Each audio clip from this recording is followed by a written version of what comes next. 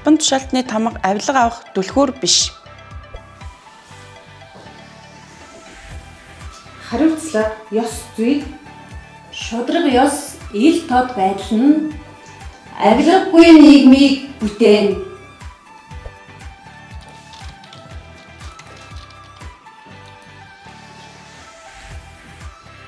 Авилга амьдралыг дэвтгэгч биш.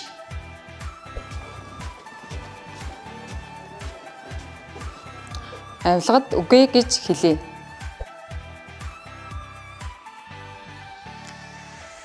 Авилгын эсрэг нэгдээ.